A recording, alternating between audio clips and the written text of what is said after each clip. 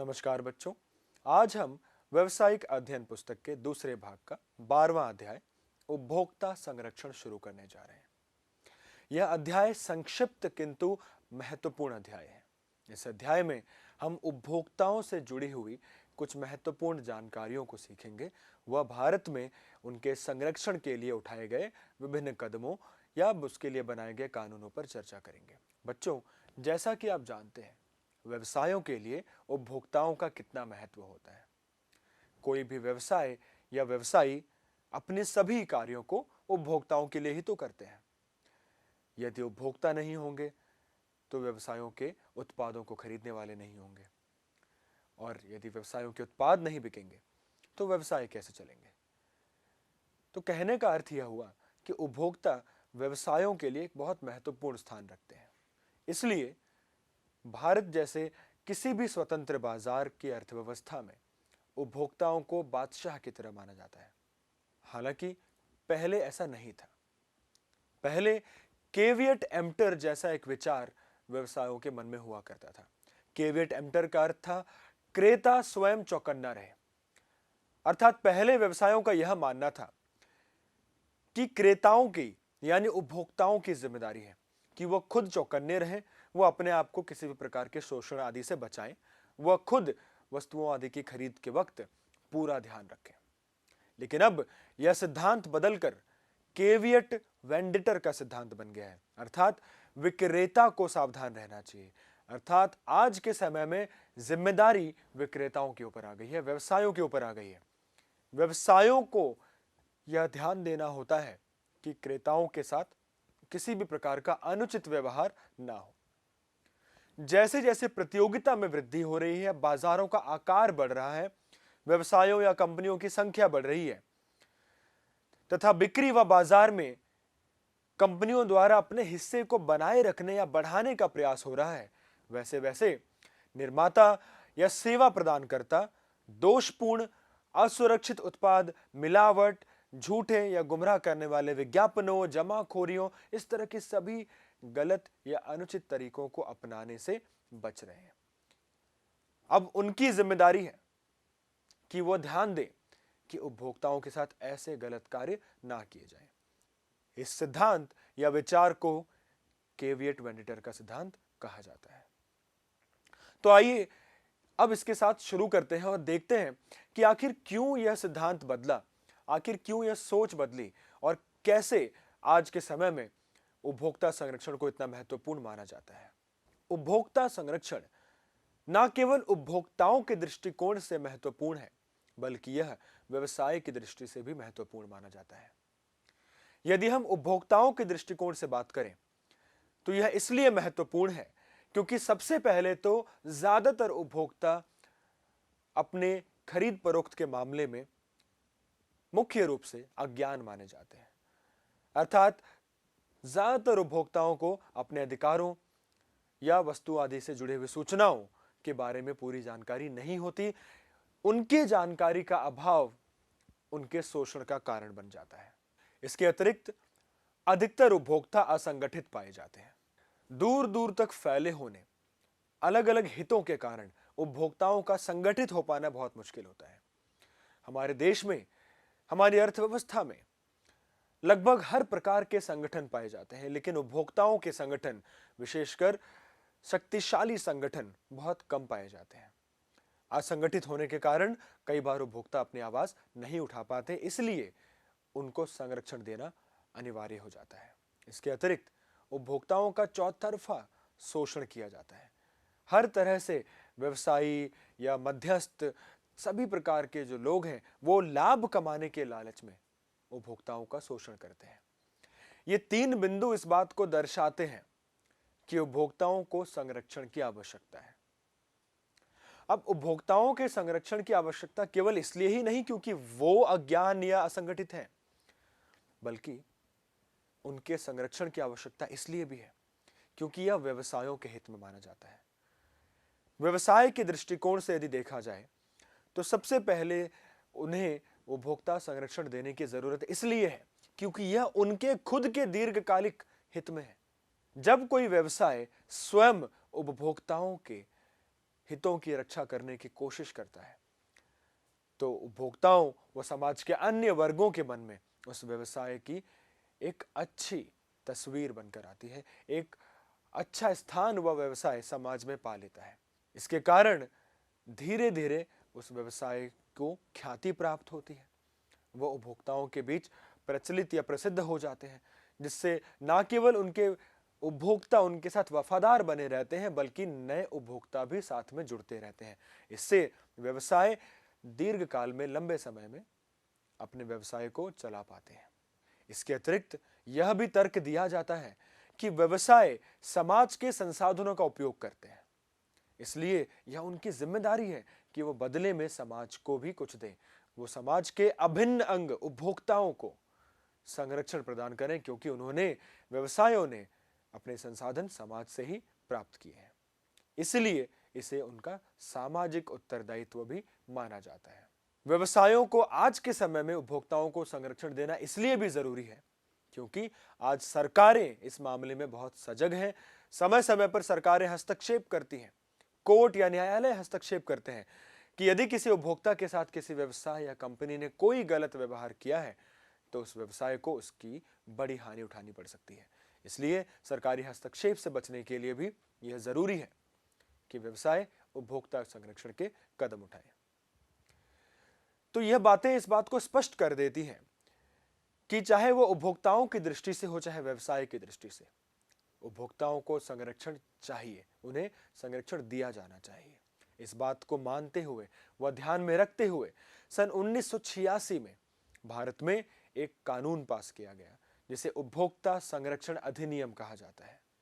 उपभोक्ता संरक्षण अधिनियम भारत में उपभोक्ताओं के हितों की सुरक्षा करता है व उनके हितों को बढ़ाने की कोशिश करता है। यह अधिनियम उपभोक्ताओं को दोषपूर्ण वस्तुओं, घटिया स्तर की सेवाओं, अनुचित व्यापार क्रियाओं व अन्य प्रकार के शोषण के विरुद्ध सुरक्षा प्रदान करता है।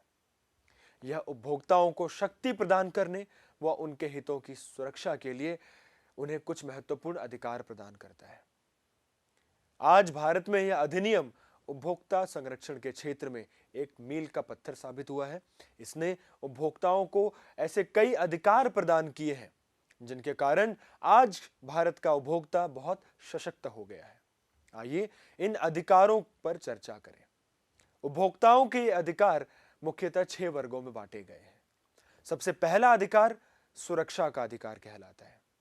इस अधिकार के अंतर्गत भारतीय उपभोक्ताओं को यह अधिकार दिया गया है कि उन्हें किसी भी प्रकार की हानिकारक या जानलेवा वस्तुओं जो जीवन व स्वास्थ्य के लिए हानिकारक हो सकती हैं, वो दिए जाने से बचने का अधिकार है। यानी यदि कोई व्यवसाय उपभोक्ताओं को कोई ऐसी वस्तु या सेवा प्रदान करते हैं जिससे उनके जान माल को हानि हो सकती है, तो उपभोक्ता इसके विरुद्ध शिकायत कर सकते हैं। उपभोक्ताओं को अधिकार है कि उन्हें ऐसी वस्तुएं या सेवाएं ना दी जाएं, उन्हें इनसे सुरक्षा प्रदान की जाए। आइए इसे एक उदाहरण से भी समझते हैं। मान लीजिए कोई व्यक्ति किसी कंपनी से कोई इलेक्ट्रॉनिक सामान जैसे कि एक आयरन या इस्त्री खरीद के लाया। यदि उसको उपयोग करते वक्त उसमें किसी प्रकार का शॉर्ट सर्किट या किसी प्रकार की ऐसी इलेक्ट्रॉनिक क्षति के कारण उपभोक्ता को नुकसान उठाना पड़ा, उसे किसी प्रकार की चोट लगी या किसी अन्य प्रकार की असुरक्षा मिली, तो वह उपभोक्ता इसके विरुद्ध शिकायत कर सकता है, क्योंकि ऐसा करके एक खराब सामान बेचकर कंपनी ने उपभोक्ता के सुरक्षा के अधिकार का हनन किया है।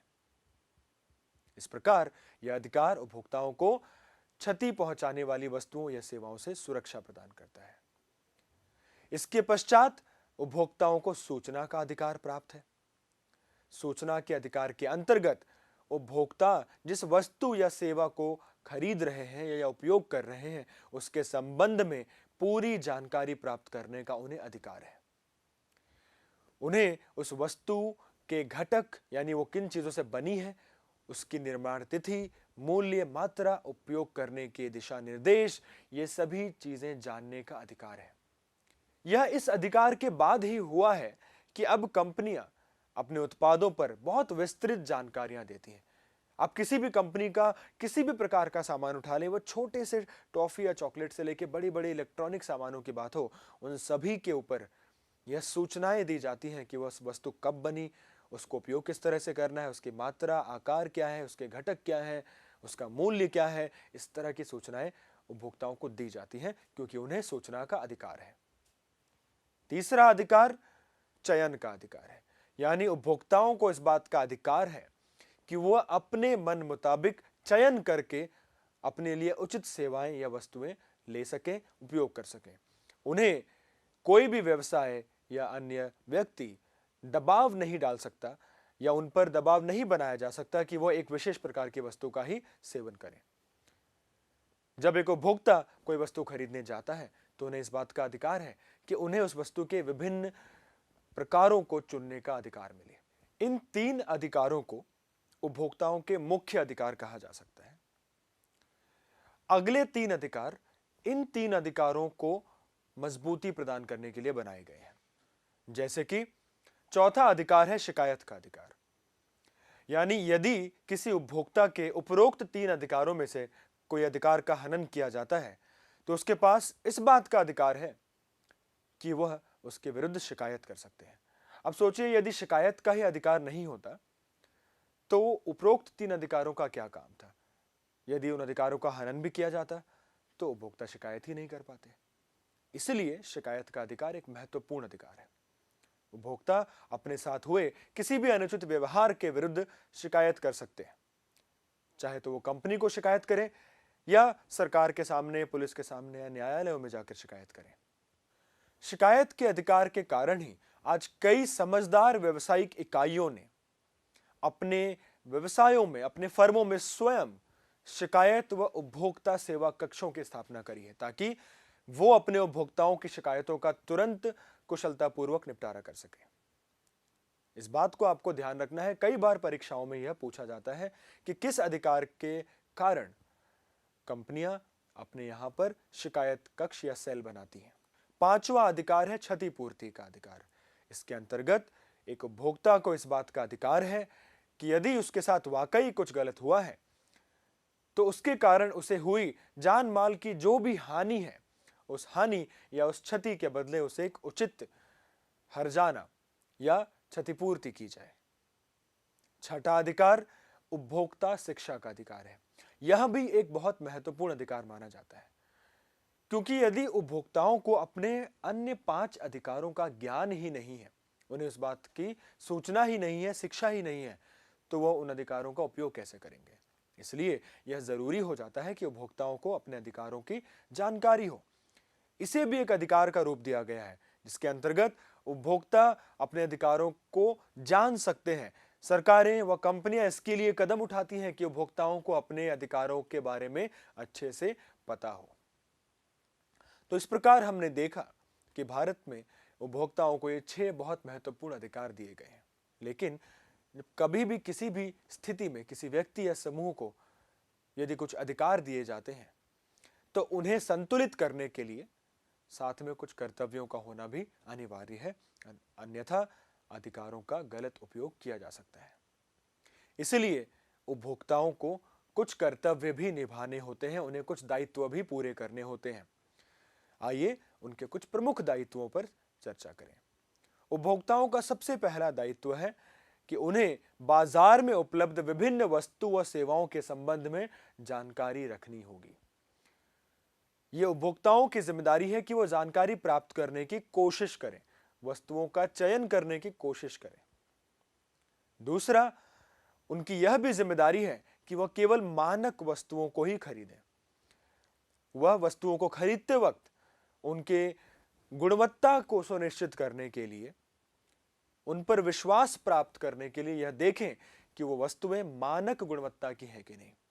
आज भारत में विभिन्न प्रकार की वस्तुओं की गुणवत्ता को सुनिश्चित करने के लिए कई प्रकार के मानक बनाए गए हैं। जैसे कि यदि आप बिजली के उपकरण खरीदते हैं तो आपको उस पर ISI मानक देखना अनिवार्य है। यह ISI मानक इस बात की पुष्टि करता है कि यह बिजली उपकरण पूरी तरह से सुरक्षित है, इसे जांच परख कर बनाया गया है। इसी प्रकार जवाहरात या ज्वेलरी खरीदते वक्त हॉलमार्क का निशान है। कृषि उत्पादों को खरीदते वक्त एग मार्क का निशान है। खाने पीने की वस्तुओं या पैकेज्ड फूड को खरीदते वक्त एफपीओ का निशान है। ऐसे कई मानक निशान हैं जिन्हें देखकर एक उपभोक्ता खुद को इस बात की गारंटी दे सकता है कि वह एक मानक या अच्छी वस्तु खरीद रहा है। यह देखना और ऐसी वस्तुएं ही खरीदना उपभोक्ता की जिम्मेदारी है। यदि आप बिना मानक की वस्तुओं को खरीदते हैं तो उससे यदि आपको कोई क्षति होती है तो इसमें आपकी ही गलती मानी जाएगी। इसके अतिरिक्त मूल्य व शुद्ध वजन, उत्पादन व उपयोग करने के तरीके, उनकी अंतिम तिथि, इन सब की सूचनाओं के लिए लेबल को पढ़ना भी उपभोक्ताओं की जिम्मेदारी है। यह सुनिश्चित करने के लिए कि आपके साथ सही व्यवहार हो, अपनी दृढ़ता का परिचय देना भी आपकी जिम्मेदारी है। यानी आपको डटकर अपनी बात को रखना होगा।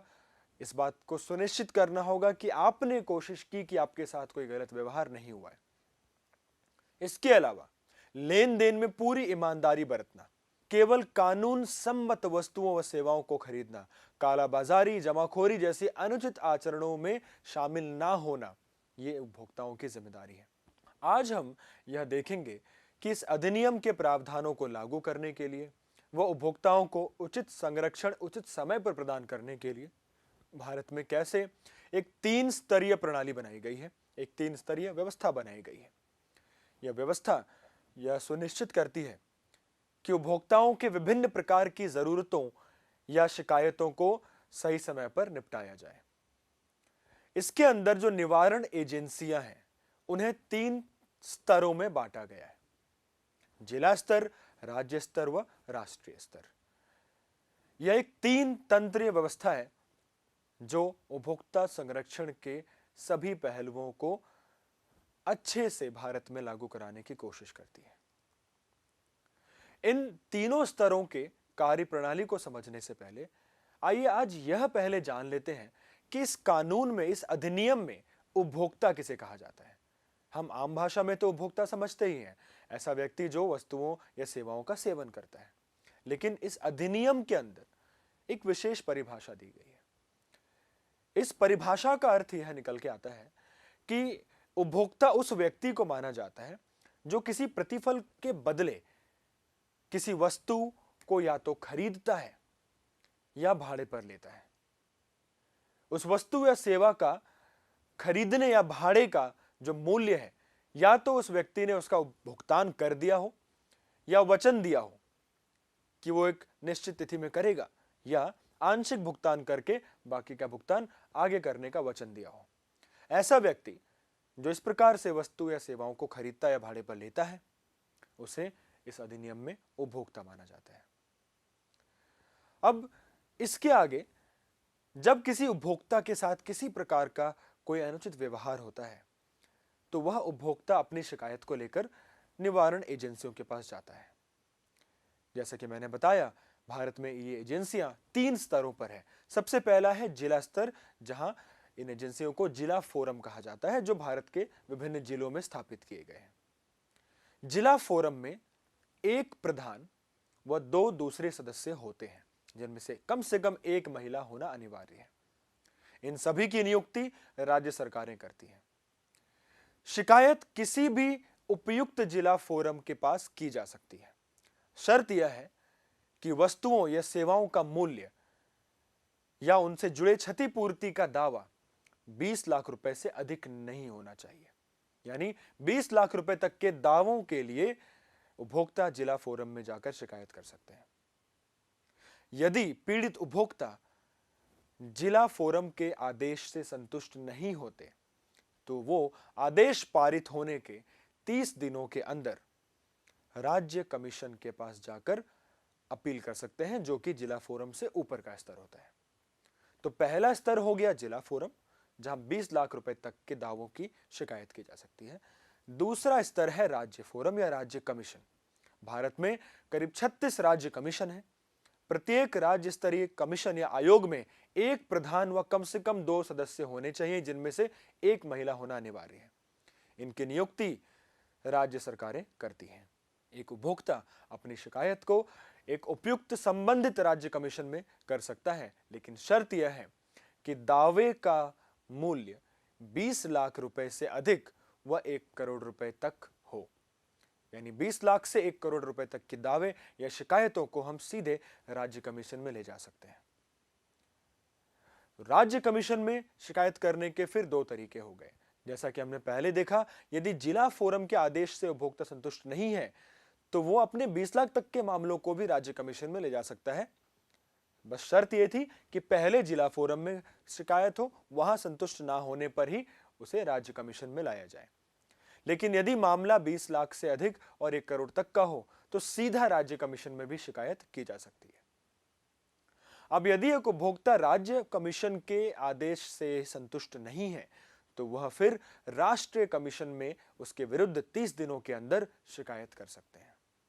अब राष्ट्रीय कमीशन का अधिकार क्षेत्र पूरा देश है। पूरे देश में एक राष्ट्रीय कमीशन है जिसका एक प्रधान होता है तथा कम से कम 4 दूसरे सदस्य होने चाहिए। इनमें से एक महिला होनी चाहिए। इनकी नियुक्ति केंद्र सरकार करती है। राष्ट्रीय कमीशन में शिकायत तभी की जा सकती है जब वस्तु व सेवाओं का मूल्य या क्षतिपूर्ति का दावा 1 करोड़ रुपए से अधिक का हो। इसका अर्थ यह हुआ कि राष्ट्रीय कमीशन में भी दो प्रकार से शिकायतें की जा सकती हैं। या तो आपने कोई शिकायत पहले राज्य कमीशन में की होगी, वहां से आप संतुष्ट नहीं होंगे तो आप राष्ट्रीय कमीशन में आ सकते हैं, भले ही मूल्य 1 करोड़ से कम का हो। लेकिन यदि मूल्य 1 करोड़ से अधिक का हो तो आप सीधे राष्ट्रीय कमीशन में जाकर शिकायत कर सकते हैं। यदि आप राष्ट्रीय कमीशन के फैसले से भी संतुष्ट नहीं हैं, वह फैसला जो आपने सीधा राष्ट्रीय कमीशन में किया था, यानी यदि आपकी शिकायत 1 करोड़ रुपए से अधिक की थी और आप राष्ट्रीय कमीशन के द्वारा पारित आदेश से संतुष्ट नहीं हैं, तो आप उसके विरुद्ध देश के उच्चतम न्यायालय यानी सुप्रीम कोर्ट में शिकायत कर सकते हैं।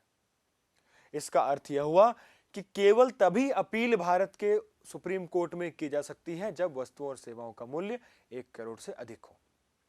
तो इस प्रकार हम देख सकते हैं कि भारत में उपभोक्ताओं के पास कई अवसर हैं अपनी शिकायत को निपटाने के। यदि हमने जिला फोरम में शिकायत की और हम संतुष्ट नहीं हैं तो हम उसे राज्य फोरम में ले जा सकते हैं। यदि हम वहां संतुष्ट नहीं हैं तो उसे हम राष्ट्रीय कमीशन में ले जा सकते हैं। यदि हमारी वस्तुओं का मूल्य 1 करोड़ से अधिक का है तो हम राष्ट्रीय कमीशन में और वहां संतुष्ट ना होने पर उच्चतम न्यायालय में भी जा सकते हैं। इस प्रकार एक बहुत ही कुशल तंत्र बनाया गया है ताकि उपभोक्ताओं को अपनी शिकायतों का उचित निपटारा मिल सके। अब सवाल यह आता है कि इन आयोग या कमीशनों में शिकायत कौन कर सकता है। एक तो स्पष्ट है कि उपभोक्ता स्वयं अपने विरुद्ध हुए गलत व्यवहार को लेकर शिकायत कर सकते हैं, लेकिन इसके अतिरिक्त उपभोक्ता संगठन भी किसी उपभोक्ता के बदले जाकर शिकायत दर्ज करा सकते हैं। इसके अतिरिक्त कोई केंद्र सरकार या राज्य सरकार भी स्वयं चाहे तो किसी कंपनी के विरुद्ध इन कमीशनों में शिकायत कर सकती है। इसके अलावा कई अनेक समान हित रखने वाले उपभोक्ता मिलकर या उनके जगह कोई एक उनके लिए जाकर इन कमीशनों में शिकायत कर सकता है। इसके अलावा यदि कोई उपभोक्ता मृत है तो उसके कानूनी उत्तराधिकारी भी शिकायत कर सकते हैं। अब जब इन आयोग या कमीशनों में शिकायत की जाती है तो अगला सवाल यह आता है कि उपभोक्ताओं को बदले में क्या राहत मिलेगी, यानी उनके लिए उपलब्ध राहतें क्या क्या हैं। आइए कुछ महत्वपूर्ण राहतों पर चर्चा करें। सबसे पहला, ये आयोग या कमीशन यह आदेश दे सकते हैं कि वह वस्तु जिसमें कोई दोष या वह सेवा जिसमें कोई कमी थी उससे देने वाली कंपनी उसे दूर करे, उपभोक्ता को दोष रहित वस्तु प्रदान करे।